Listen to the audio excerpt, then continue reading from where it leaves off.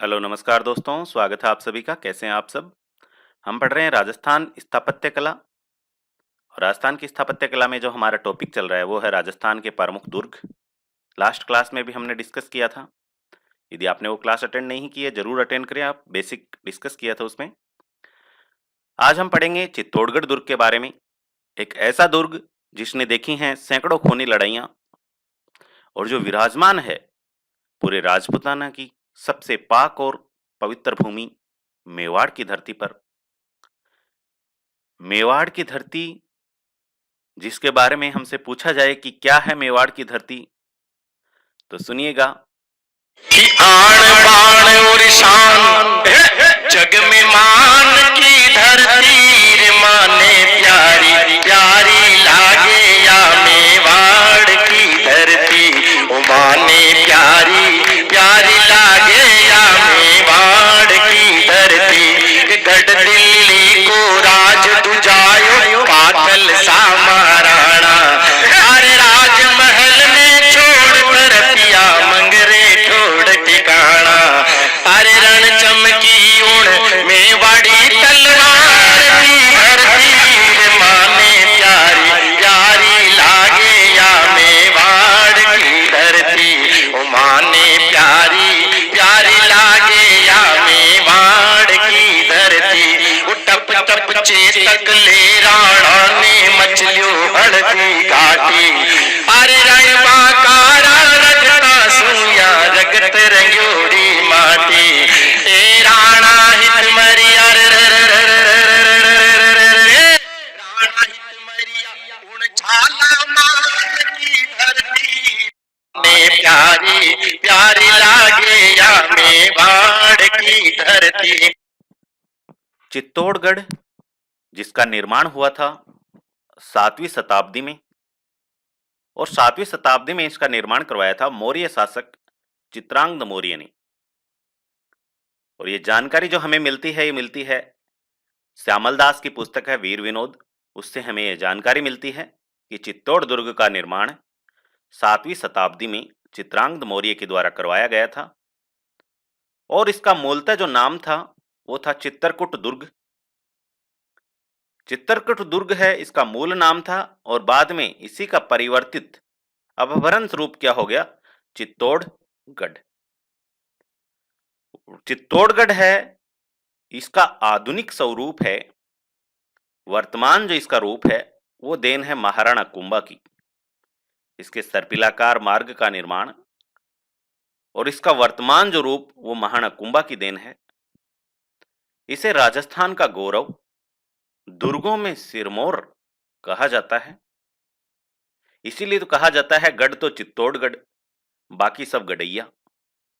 इसे दुर्गों का तीर्थस्थल माना जाता है। बहुत सारे यहाँ पर साके हुए हैं, बहुत सारी खूनी लड़ाइयां लड़ी हैं, इसलिए इसे त्याग और बलिदान का प्रतीक भी कहा जाता है। यह राजस्थान का दक्षिणी पूर्वी प्रवेश द्वार कहलाता है और मालवा का प्रवेश द्वार कहलाता है। ये थे चित्तौड़गढ़ दुर्ग के उपनाम। सभी फैक्ट्स आप ध्यान रखें। एग्जाम में पूछा जाता है क्वेश्चन कि चित्तौड़गढ़ दुर्ग का निर्माण किसने करवाया था, कब करवाया था। इस तरह से एग्जाम में क्वेश्चंस बनते हैं, उपनाम भी पूछ लिए जाते हैं एग्जाम में। इसके बाद हम देखते हैं कि देखिएगा यहाँ पर आपको दिखाई दे रहा होगा कि चित्तौड़गढ़ दुर्ग है, इस पर मौर्य शासक का अधिकार था। चित्रांगद मौर्य इसी ने निर्माण करवाया। फिर कैसे यह सत्ता गुहिलों पर स्थानांतरित हुई, सिसोदिया वंश पर स्थानांतरित हुई, उन सब की हम बात करेंगे। मौर्यों से सत्ता गुहिलों के पास कैसे आई, तो हम देखते हैं कि ये बात है सन 734 ईस्वी की। 734 ईस्वी में कालभोज हैं, जिन्हें बप्पा रावल भी कहा जाता है, इनकी उपाधि है बप्पा रावल। इन्होंने 734 ईस्वी में अपने गुरु हारित ऋषि के आशीर्वाद से चित्तौड़गढ़ पर आक्रमण किया, चित्तौड़ दुर्ग पर आक्रमण किया। और उस समय चित्तौड़ दुर्ग पर मान मौर्य का अधिकार था। मान मौर्य कहो या मान मौरी कहो, इनका अधिकार था, मौर्य शासक। और इन्होंने आक्रमण करके मान मौर्य को क्या किया, पराजित कर दिया। और पराजित करके यहाँ पर चित्तौड़ दुर्ग पर अपना अधिकार कायम कर लिया। इस बात की जानकारी भी हमें एक शिलालेख है, मानमोरी शिलालेख, उससे हमें जानकारी मिलती है। जो मानमोरी शिलालेख है यह चित्तौड़गढ़ में मानसरोवर झील है, इसके किनारे पर लगा हुआ था। कालांतर में इसे कर्नल जेम्स टोड ने यहाँ से निकाला और इसे कहाँ लेके जा रहे थे, वो इंग्लैंड लेके जा रहे थे, लेकिन भारी वजन होने के कारण उन्होंने बीच रास्ते में समुंदर में ही मानमोरी शिलालेख को फेंक दिया था। तो ये सब जानकारी हमें उससे मिलती हैं। चित्तौड़गढ़ दुर्ग है, इसके प्रथम विजेता वैसे तो कौन है, कालभोज हैं। इन्होंने मारमौर्य को पराजित कर इस पर अधिकार किया था, कालभोज हैं। लेकिन एक इतिहासकार हैं दशरथ शर्मा। दशरथ शर्मा चित्तौड़गढ़ दुर्ग का प्रथम विजेता मानते हैं रावल जेत्तर सिंह को। रावल जेत्तर सिंह के समय में भी एक युद्ध होता है, भूताला का युद्ध। रावल जेत्तर सिंह और उस वक्त दिल्ली सल्तनत पर इल्तुतमिश का अधिकार हुआ करता था। तो जेत्तर सिंह और इल्तुतमिश के बीच में भूताला का युद्ध होता है।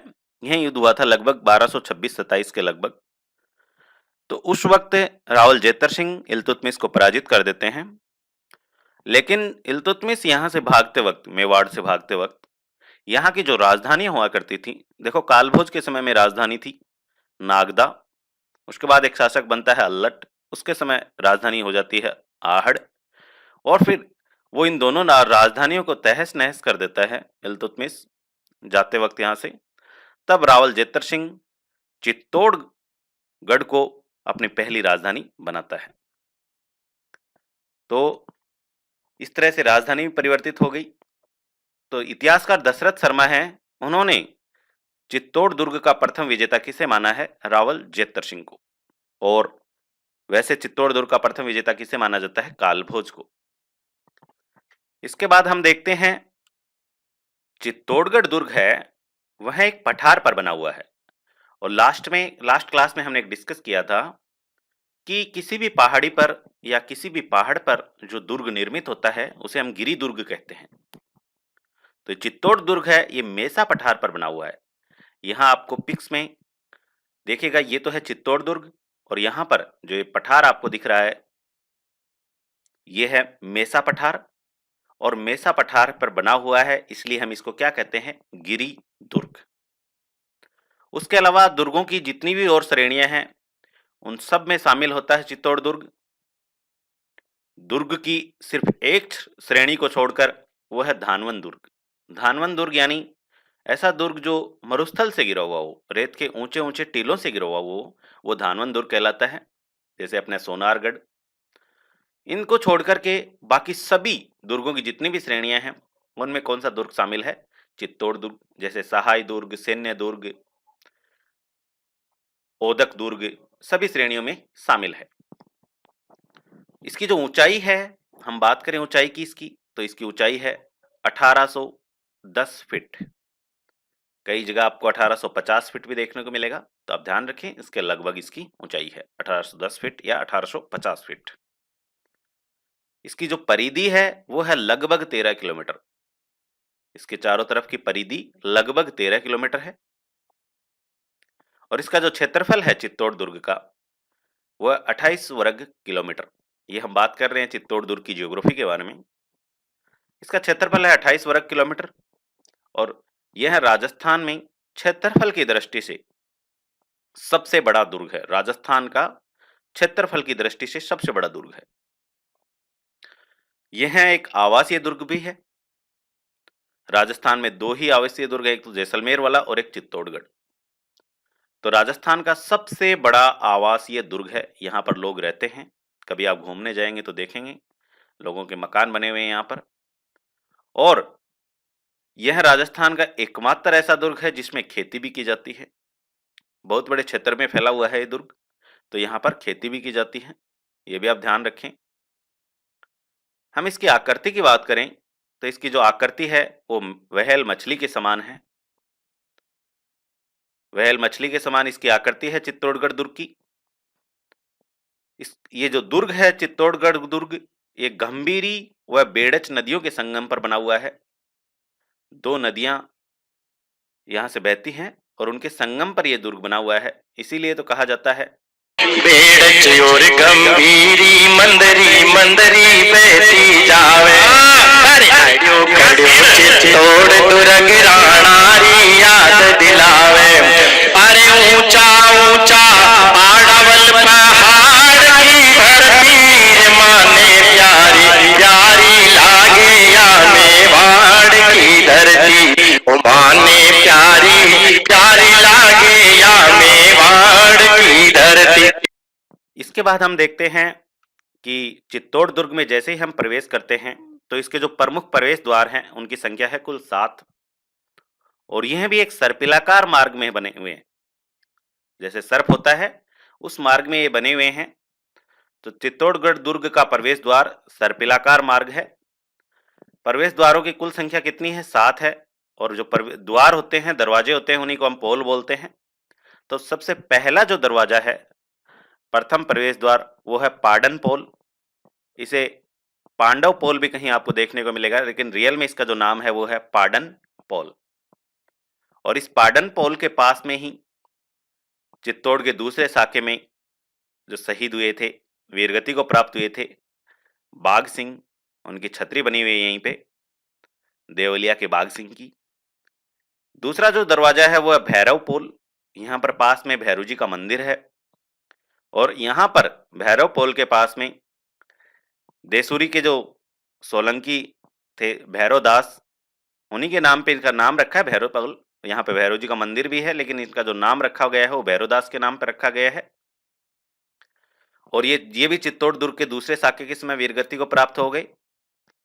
1534 ईस्वी में किसका आक्रमण हुआ था? गुजरात के बहादुर शाह का मेवाड़ पर आक्रमण होता है।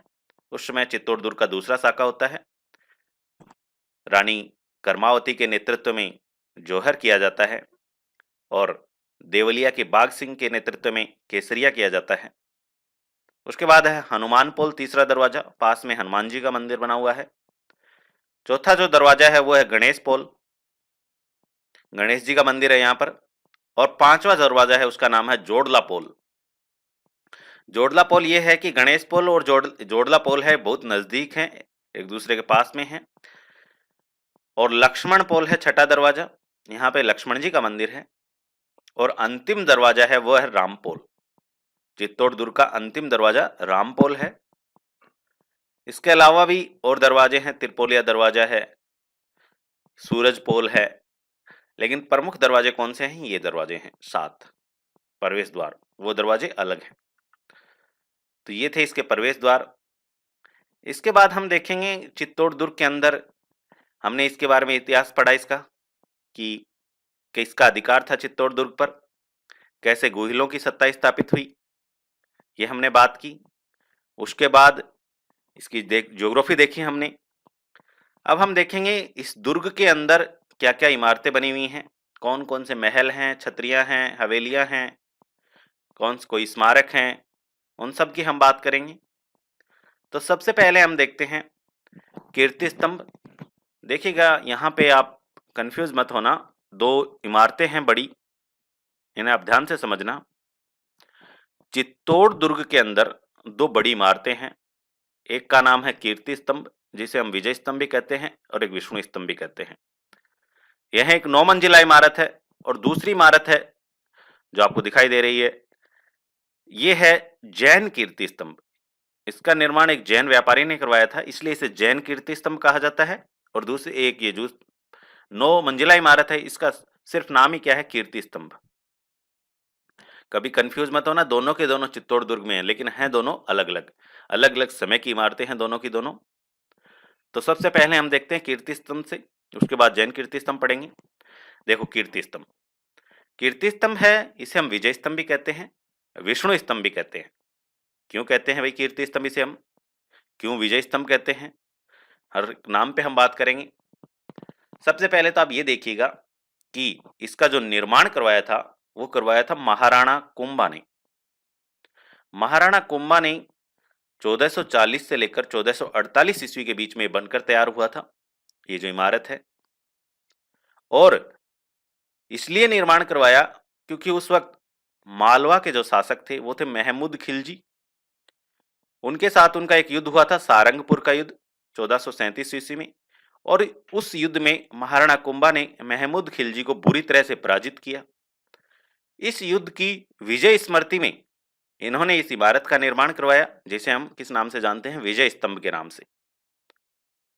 विजय स्तंभ क्योंकि महाराणा कुंभा की सारंगपुर युद्ध में विजय हुई है, इसलिए इसको विजय स्तंभ कहते हैं। दूसरी बात, कीर्ति स्तंभ क्यों कहते हैं वहीं से, क्योंकि महाराणा कुंभा है, इनकी ख्याति न केवल राजस्थान और भारत में बल्कि पूरे विश्व में फैले, इनकी प्रसिद्धि फैले। ऐसी इमारत है कि इसको देख करके कोई भी चौंक जाएगा। तो इनकी ख्याति वैश्विक स्तर पर फैले, इनकी प्रसिद्धि फैले, इनकी कीर्ति फैले, इसीलिए हम इसे क्या नाम देते हैं, कीर्ति स्तंभ।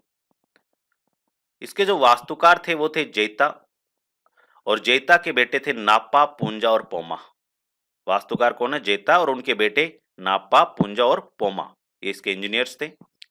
डिजाइन तैयार किया इन्होंने। इसकी जो ऊंचाई है वो है 120 फीट, कहीं कहीं आपको 122 फीट भी देखने को मिलता है, क्योंकि इसकी जो 9वीं मंजिल है इसका पुनर्निर्माण हुआ था। इसका पुनर्निर्माण करवाया था। 9वीं मंजिल का क्या होता है, एक बार इस पर बिजली गिर जाती है, 9वीं मंजिल पर बिजली गिर जाती है, और बिजली गिरने से यह इमारत पूरी तरह यानी 9वीं मंजिल पूरी तरह से क्षतिग्रस्त हो जाती है। फिर महाराणा स्वरूप सिंह ने इसका निर्माण करवाया था। महाराणा स्वरूप सिंह ने इसका निर्माण करवाया, और जो इमारत है ये 30 फीट चौड़ी है। कीर्ति स्तंभ की चौड़ाई कितनी है, 30 फीट है। ऊंचाई कितनी है, 120 या 122 फीट। और इसमें कुल कितनी सीढ़ियां बनी हुई हैं, 157 इसमें सीढ़ियां बनी हुई है। इसे विष्णु स्तंभ इसलिए कहा जाता है क्योंकि यह इमारत है ये भगवान विष्णु को समर्पित है। इसकी मध्य मंजिल पर भगवान विष्णु की प्रतिमा लगी हुई है। अब हम देखते हैं भाई, इसमें हमने बात की कि 9 मंजिला इमारत है भाई, ये भी ध्यान रखना आप, कितनी मंजिला इमारत है, 9 मंजिला इमारत है। और इसकी तीसरी मंजिल पर, इस इमारत की तीसरी मंजिल पर 9 बार अल्लाह शब्द लिखा हुआ है। अल्लाह शब्द महाराणा राज सिंह ने लिखवाया था जब यहां पर औरंगजेब का आक्रमण होता है मेवाड़ पर, इसलिए उस आक्रमण से बचने के लिए। और जो अल्लाह शब्द है ये अरबी भाषा में लिखा हुआ था। ये जाहिर सी बात है, जब भी कोई आक्रांता आक्रमण करता तो वो यहाँ की जो अच्छी इमारतें होती थी उन्हें क्षतिग्रस्त कर देता था, तो ये इमारत को वो ढहा कर न जाए इसलिए उन्होंने अल्लाह शब्द लिखवाया था। क्योंकि औरंगजेब ने बहुत से मंदिरों को, बहुत सी हिंदू इमारतों को तोड़ा था, इससे लिए इसी इमारत को वो ऐसा न करे, इसलिए अल्लाह शब्द लिखवाया गया था। इसे मूर्तियों का अजायब घर भी कहा जाता है। देखिएगा आप इस पिक में भी, इसकी इस इमारत की यानी पूरी इमारत के ऊपर चारों तरफ मूर्तियां मूर्तियां बनी हुई हैं। इस इमारत के चारों तरफ मूर्तियां ही मूर्तियां बनी हुई हैं, और इसलिए इसे भारतीय मूर्तिकला का विश्वकोश भी कहा जाता है। यह राजस्थान की पहली इमारत है जिस पर 15 अगस्त 1949 ईस्वी को 1 रुपए का डाक टिकट जारी किया गया था। और ये जो इमारत है ये प्रतीक चिन्ह भी है, यानी लोगो भी है। एक तो राजस्थान पुलिस का लोगो है, एक माध्यमिक शिक्षा बोर्ड का लोगो है, और एक है अभिनव भारत, वीर सावरकर का संगठन अभिनव भारत का लोगो था। माध्यमिक शिक्षा बोर्ड और राजस्थान पुलिस का है। कर्नल जेम्स टोड ने इसको कुतुब मीनार से भी बेहतरीन इमारत बताया है, और फर्ग्यूसन ने इसकी तुलना की है रोम के टार्जन से। तो ये दोनों ध्यान रखें, कर्नल जेम्स टोड ने किससे बेहतरीन बताया इसे, कुतुब मीनार से, जैसा कि आप पिक्स में देख रहे हैं। दूसरा, फर्ग्यूसन ने इसकी तुलना किससे की है, रोम के टार्जन से। ये भी आप दिखाई दे रहा होगा आपको, ये दोनों इमारतें। इस पर लगी कीर्ति स्तंभ प्रशस्ति, इसके ऊपर एक प्रशस्ति लगी हुई है, कीर्ति स्तंभ प्रशस्ति। उसकी रचना की थी अत्रि भट्ट व महेश भट्ट ने उसे लिखा था। प्रशस्ति क्या होता है, प्रशस्ति शब्द है, इसका शाब्दिक अर्थ होता है किसी की प्रशंसा में लिखा गया लेख। किसी भी राजा, उसके वंश, उनकी प्रशंसा में जो लेख लिखा जाता है वो कहलाता है प्रशस्ति। और यहाँ पे कौन सी प्रशस्ति लगी हुई है, कीर्ति स्तंभ प्रशस्ति, जिसके लेखक हैं अत्रि भट्ट व महेश भट्ट। इसके बाद हम देखते हैं जैन कीर्ति स्तंभ। देखिएगा दोनों अलग अलग हैं, कीर्ति स्तंभ अलग है और जैन कीर्ति स्तंभ अलग है। कीर्ति स्तंभ को विजय स्तंभ भी कहते हैं और विष्णु स्तंभ भी कहते हैं, लेकिन जैन कीर्ति स्तंभ को सिर्फ कीर्ति क्या कहते हैं, जैन कीर्ति स्तंभ भी। तो देखिएगा ये जो आपको दिखाई दे रही है इमारत, ये इमारत है 6 मंजिला, कई जगह आपको 7 मंजिला भी पढ़ने को मिलेगी, लेकिन मूलतः कितनी है, 6 मंजिला इमारत है। और ये देखो कीर्ति स्तंभ, इसे हम कीर्ति स्तंभ भी कहते हैं, लेकिन जैन ने बनवाया इसलिए जैन कीर्ति स्तंभ कहते हैं, ध्यान रखें आप।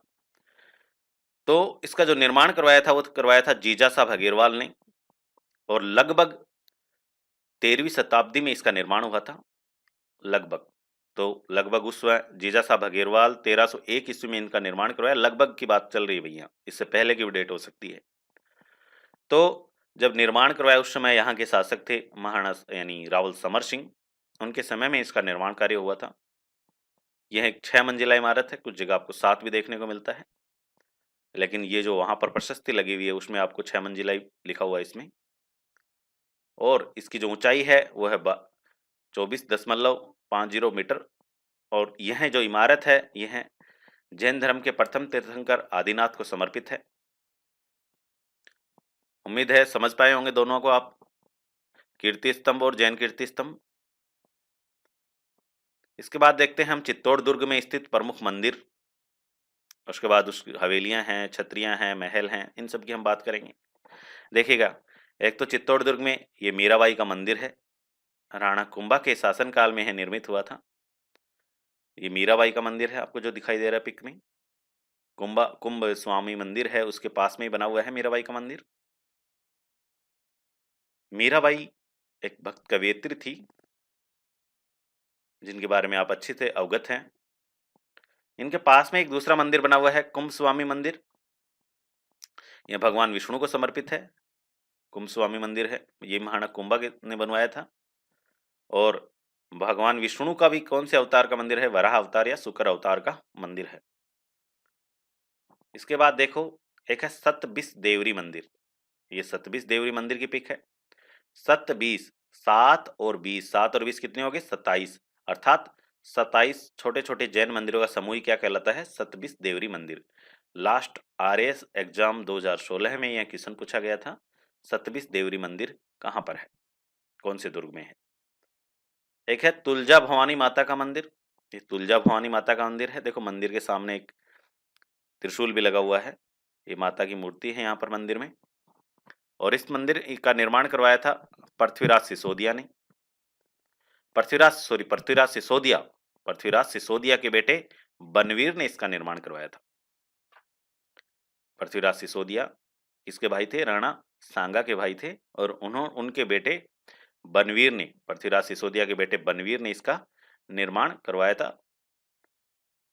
मराठा शासक शिवाजी की आराध्य देवी है तुलजा भवानी माता, ये भी आप ध्यान रखें।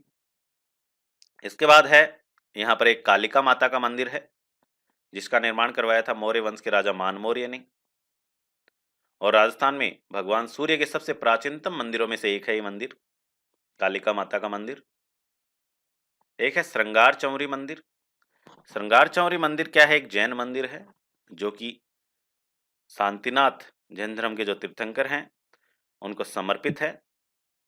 और इस मंदिर का निर्माण करवाया था एक राणा कुंभा के कोषाध्यक्ष थे वेलका या वेलाक, उन्होंने इस मंदिर का निर्माण करवाया था, जैन मंदिर का। और इसकी जो प्रतिष्ठा की थी उस वक्त आचार्य जैन जिनसेन सूर्य ने इसकी प्रतिष्ठा की थी, इसकी प्रतिमा की। और यहाँ पर क्या होता है, महाराणा कुंभा की जो राजकुमारी थी, बेटी थी, उसका नाम था रमाबाई। रमाबाई का इस मंदिर में विवाह हुआ था। यहाँ पर उसके विवाह की जो चौरी बनी थी वो बनी थी इस मंदिर में, इसलिए इसको श्रृंगार चौरी मंदिर भी कहते हैं। रमाबाई जिसे वागीश्वरी की उपाधि प्राप्त है, एक अच्छी संगीतज्ञ थी।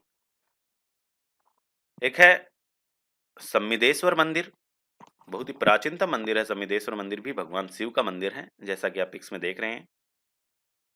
इस मंदिर के चारों तरफ भी आपको मूर्तियां देखने को मिलेंगी छोटी छोटी।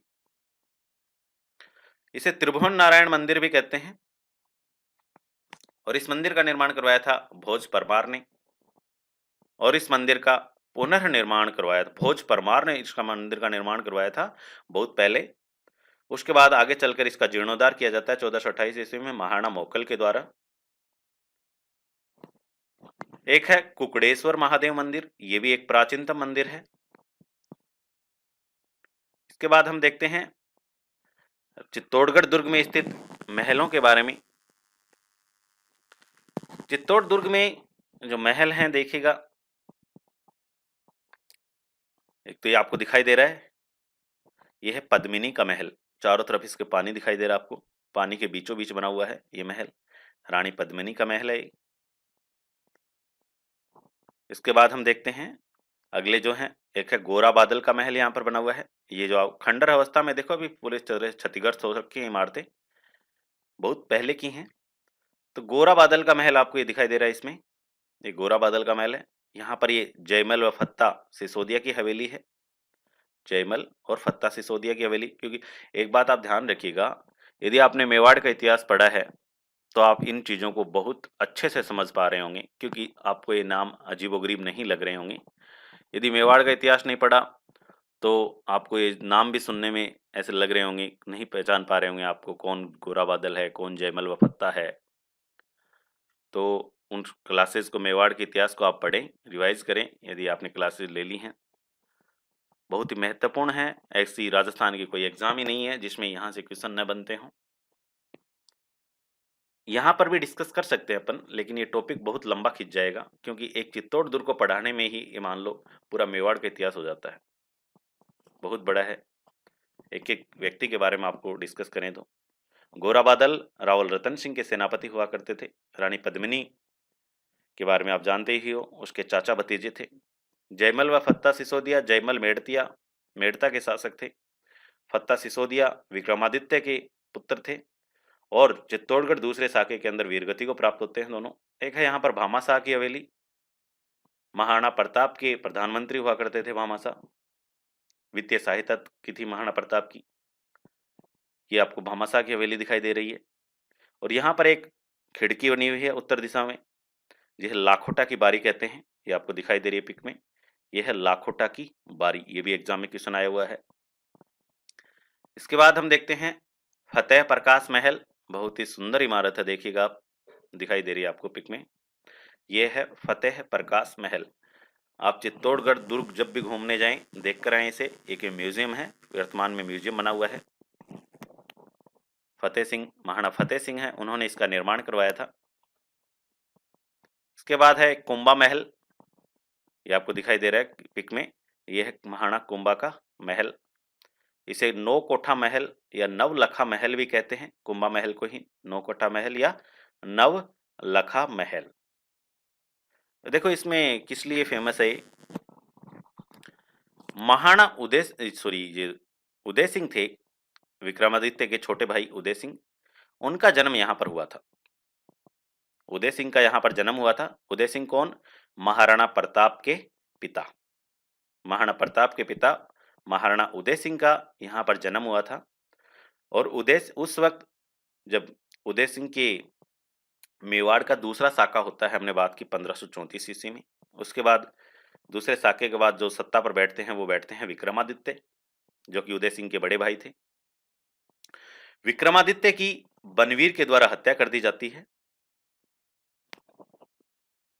बनवीर के द्वारा विक्रमादित्य की हत्या कर दी जाती है। और जो बनवीर कौन था भाई, हमने बात की थी पृथ्वीराज सिसोदिया, उसका पुत्र था, उसकी एक दासी का पुत्र था उस बनवीर, और उसके द्वारा विक्रमादित्य की हत्या कर दी जाती है। और विक्रमादित्य की हत्या करने के बाद वो उदय सिंह की हत्या करने की कोशिश करता है, और उदय सिंह की हत्या करने की जब कोशिश करता है, महल में आता है वो उदय सिंह की हत्या करने के लिए, उस समय उदय सिंह की जो धायमा थी वो थी धायमा पन्ना धाय। जब रानी कर्मावती है दूसरे यानी साके के समय जौहर के लिए जाती है, रानी कर्मावती पन्ना धाय से वचन लेकर जाती है कि तू उदय सिंह का अपने बेटे की तरह ध्यान रखेगी, राजकुमार का अपने बेटे की तरह ध्यान रखेगी। चंदन इनका बेटा था पन्ना धाय का, इस तरह से वचन लेकर जाती है जौहर करने से पहले। उदय सिंह सोफे कर मेरी पन्ना बचन निभाजे, राजकुंवर को ध्यान राखजे, चंदन झूमर ताजे, नानी आंगड़ली पन्ना ने दी संभड़ाई, पन्ना ले महला चाल मेवाड़ी धरती उन बेड़ा राज करे बनवीर, मार लियो क्षण सो विक्रम ने उदिया ताई अधीर, पन्ना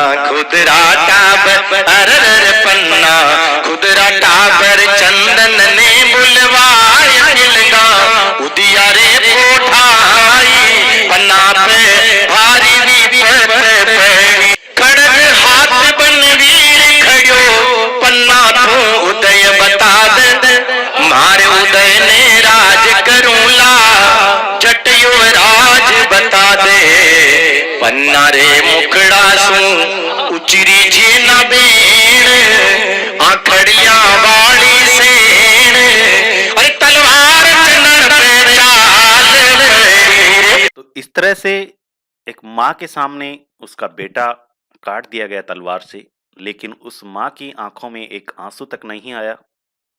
अपना धर्म, अपनी स्वामी भक्ति निभाने के लिए उसने अपने बेटे का बलिदान दे दिया एक राजकुंवर के सामने। और उदय सिंह को फिर यहाँ से चित्तौड़ दुर्ग के अंदर स्थित इस कुंभा महल से बाहर निकालती है। और बाहर निकालने के लिए भी उसने उसका एक सहयोग किया था जिस व्यक्ति ने, वो व्यक्ति था कीरत सिंह बारी। कीरत सिंह बारी यहाँ पर जूठन उठाया करता था महलों के अंदर, और वो जूठन उस जो पारात होती है उसके अंदर बैठा करके उदय सिंह को, उसके ऊपर जो पतले होती हैं उनको रख करके फिर यहाँ से उसको बाहर निकालता है, महल से बाहर लेकर आता है उदय सिंह को। उदय सिंह को बाहर निकालने के बाद कीरत सिंह बारी बाहर निकाल लेता उसको, पन्नाधाय को सौंप देता है, और पन्नाधाय यहाँ से कुंभलगढ़ दुर्ग के लिए रवाना हो जाती है, चित्तौड़गढ़ दुर्ग से कुंभलगढ़ दुर्ग। और देखिएगा लगभग इन दोनों दुर्गों के बीच लगभग 170 किलोमीटर की दूरी है। तो पूरी रात भर पन्नाधाय यहाँ से चलती है उदय सिंह को साथ में लेकर के। इधर उसका बेटा मारा गया है, लेकिन फिर भी वो माँ अपना धर्म निभा रही है और कुंभलगढ़ दुर्ग पहुंचती है। कुंभलगढ़ दुर्ग उस वक्त जो उसके किलेदार थे आशा देवपुरा, और आशा देवपुरा को उदय सिंह सौंपती है, जिम्मेदारी सौंपती है उदय सिंह की। देखिएगा इतना लंबा सफर तय करके आई एक माँ कि काला कोसा कुंभलगढ़ किण भात तु पन्नाई, अरे काला कोसा कुंभलगढ़ किण भात तु पन्नाई, शीशो द्या को सूरज पन्ना आंचल में भर लाई। इसके बाद हम देखते हैं चित्तौड़ दुर्ग के शाकों के बारे में। चित्तौड़ दुर्ग में 3 शाखे हुए थे। एक शाखा होता है 1303 ईस्वी में, दूसरा 1534 ईस्वी में, और तीसरा होता है 1567-68 ईस्वी में। प्रथम जो शाखा था 1303 ईस्वी में, इस वक्त दिल्ली के जो दिल्ली सल्तनत थी उसके जो सुल्तान थे वो थे अलाउद्दीन खिलजी। और अलाउद्दीन खिलजी का चित्तौड़ दुर्ग पर आक्रमण होता है, लंबा घेरा डाल के बैठ जाता है वो। और बाद में चित्तौड़ दुर्ग के उस वक्त मेवाड़ रियासत के जो शासक थे वो रावल रतन सिंह थे, उनके नेतृत्व में केसरिया किया जाता है। रानी पद्मिनी के नेतृत्व में जौहर किया जाता है। शाके के अंदर 2 चीजें होती हैं, केसरिया और जौहर। और दूसरा जो शाखा होता है वो होता है 1534 ईस्वी में। बहादुर शाह गुजरात के शासक होते हैं, उनका चित्तौड़ दुर्ग पर आक्रमण होता है। और इस वक्त चित्तौड़ दुर्ग के जो मेवाड़ रियासत के शासक थे वो थे विक्रमादित्य, लेकिन अभी अल्प वयस्क थे विक्रमादित्य। और इस समय जो रानी कर्मावती है वो शासन प्रबंध संभालती है। और रानी कर्मावती विक्रमादित्य को और उदय सिंह को, अपने दोनों बेटों को बूंदी भेज देती है इस घेरेबंदी के समय। और जो इस वक्त केसरिया किया जाता है वो देवलिया के जो ठाकुर थे रावत बाग सिंह, उनके नेतृत्व में केसरिया किया जाता है, जिसका बताया था कि पाडन पोल के पास इनकी छतरी बनी हुई है। और जो जौहर किया जाता है वो किया जाता है रानी कर्मावती के नेतृत्व में। उसके बाद मुगल बादशाह अकबर का चित्तौड़ दुर्ग पर आक्रमण होता है 1567-68 में। और इस वक्त जो मेवाड़ रियासत के शासक थे वो थे महाराणा उदय सिंह। लेकिन महाराणा उदय सिंह अपने परिवार सहित गिरवा की पहाड़ियों में चित्तौड़ दुर्ग को जयमल व फत्ता सिसोदिया को सौंप करके चले जाते हैं। और इस वक्त जो केसरिया किया जाता है वो जयमल व फत्ता सिसोदिया के नेतृत्व में केसरिया किया जाता है। और जो जौहर होता है वो फूल कंवर के नेतृत्व में होता है, जो कि फत्ता सिसोदिया की पत्नी थी, जयमल की बहन थी, जयमल मेड़तिया की बहन थी और फत्ता सिसोदिया की पत्नी थी फूल कंवर। तो ये थे चित्तौड़गढ़ दुर्ग के 3 साके। इसके बाद हम देखते हैं चित्तौड़ दुर्ग के अंदर एक बुर्ज बनी हुई है, चित्तौड़ी बुर्ज। चित्तौड़ी बुर्ज है और मोहरी मगरी दोनों क्या हैं देखिएगा। मैंने अभी बात की है कि चित्तौड़ दुर्ग का जो साका होता है, तीसरा साका 1568 ईस्वी में, 1567 और 68 दोनों में, डेट याद रखें आप। इस वक्त जो आक्रमण होता है मुगल बादशाह अकबर का आक्रमण होता है। लेकिन अकबर इस दुर्ग का लंबा घेरा डालकर बैठ जाता है लंबे समय तक, लेकिन उसे जीत की कोई आशा नहीं दिख रही थी। तो अकबर ने क्या किया कि चित्तौड़ दुर्ग के पास में ही एक चित्तौड़ी बुर्ज बनी हुई है, चित्तौड़ दुर्ग की एक बुर्ज है और दक्षिण दिशा में इस बुर्ज के जस्ट नीचे लगभग 150 फीट नीचे एक छोटी पहाड़ी है, एक छोटी पहाड़ी जो आपको ये दिख रही है यहाँ पर पिक में। और इस पहाड़ी पर इसने क्या किया, अकबर ने एक टीला बनवाया, मिट्टी का ऊंचा टीला। ऐसा टीला बनवाया जिसके ऊपर चढ़ करके चित्तौड़ दुर्ग के अंदर देखा जा सके कि क्या हो रहा है चित्तौड़ दुर्ग में। तीसरे साके की समय की बातें हैं। तब ये टीला बनवाता है मिट्टी का। अब जब ये टीला बनाया जा रहा था तो ऊपर से आपको पता है तिरंजार तीर छोड़ रहे थे, तोप के गोले भी आ रहे थे। तो ये टीले के निर्माण के दौरान बहुत सारे सैनिक मारे जा रहे थे, बहुत सारे इसके अकबर की मुगलिया सेना की। तब उन्होंने क्या किया, एक एक मिट्टी की टोकरी के बदले, मिट्टी की एक एक टोकरी के बदले उन्हें हर एक कारीगर को, सैनिक को एक एक मोहर दी थी कि आप ये टीला बनाने के दौरान एक टोकरी के बदले एक मोहर दी गई थी अकबर के द्वारा। इसीलिए इस पहाड़ी को क्या कहा जाता है, मोहरी मगरी। मगरी दक्षिणी राजस्थान में पहाड़ियों को, छोटी मोटी पहाड़ियों को क्या कहते हैं, मगरी कहते हैं। जैसे अपने जयपुर में छोटी पहाड़ियों को क्या कहते हैं, डूंगर या डूंगरी। जैसे मोती डूंगरी, बीजक डूंगरी, झालाना डूंगरी, ठीक है, इस तरह से आपने नाम सुने। और दक्षिण राजस्थान में मगरी कहा जाता है। तो एक छोटी पहाड़ी है, उसके ऊपर टीला बनाया गया मिट्टी का। और उस टीले के निर्माण के दौरान अकबर ने प्रत्येक व्यक्ति को क्या दी थी, जो वहां टोकरी डाल रहा था मिट्टी की, उसको एक मोहर दी थी। इसलिए किस नाम से जानी गई इतिहास में, मोहरी मगरी के नाम से जानी गई। और एक कहां पर है, चित्तौड़ी बुर्ज के जस्ट नीचे, चित्तौड़ दुर्ग के दक्षिण में। तो ये थी मोहरी मगरी। इसके बाद यहाँ पर जो छतरियां बनी हुई हैं देखिएगा, एक है रैदास जी की छतरी। रैदास जी मीराबाई के गुरु थे और उनकी यहाँ पर छतरी बनी हुई। वर्तमान में यहाँ पर इनका एक पैनोरमा बनाया जा रहा है। संत रविदास जी, मन चंगा तो कठौती में गंगा, इनकी प्रसिद्ध उक्ति है। एक है यहाँ पर कल्ला राठौड़ की छतरी है। कल्ला जी राठौड़, जिन्हें 4 हाथों वाले लोक देवता भी कहा जाता है, शेषनाग का अवतार भी माना जाता है कल्ला राठौड़ को। और चित्तौड़गढ़ दुर्ग के तीसरे साखे में वीरगति को प्राप्त हो गए थे। तो ये यहाँ पर कल्ला राठौड़ का स्मारक बना हुआ है। इसके बाद है फत्ता सिसोदिया की यहाँ पर छतरी बनी हुई है। एक फत्ता सिसोदिया विक्रमादित्य के पुत्र थे, चित्तौड़ के तीसरे साखे में वीरगति को प्राप्त हुए। जयमल राठौड़ की छतरी बनी हुई है, ये आपको पिक में दिखाई दे रही है, जयमल राठौड़ की छतरी है। मेड़ता के शासक थे जयमल मेड़तिया या जयमल राठौड़। इसके बाद देखते हैं इस यानी दुर्ग में जो पानी के स्रोत हैं वो है एक तो भीमलत कुंड। भीमलत कुंड जो कि आप पिक में देख रहे हैं, ऐसा माना जाता है कि भीमलत कुंड है, इसका जो नाम है, या तो एक मौर्य शासक था भीम, उसके नाम पर इसका नाम भीमलत कुंड पड़ा है, या फिर ऐसा जनश्रुतियां ये भी हैं कि पांडव भीम था, उसके नाम पर उन्होंने यहाँ पर लात मारी थी गुस्से में आकर, कि पांडव भीम ने यहाँ पर गुस्से में आकर लात मारी थी, इसलिए यहाँ पर एक कुंड बन गया, इसलिए इसका नाम भीमलत कुंड पड़ा है। एक यहाँ पर सूरज कुंड है जो आपको दिखाई दे रहा है, सूरज कुंड। और सबसे इंपॉर्टेंट है, जो आप चित्तौड़ दुर्ग जब भी आप देखते हैं तब आपको पानी का एक बहुत बड़ा स्रोत दिखाई देता है। तो जो आपको पिक में दिखाई दे रहा है, ये जो कुंड है, ये है गोमुख कुंड। इसका भी आप नाम याद रखें, नोट कर लेना, यहाँ पे मैंने नोट नहीं कर पाया।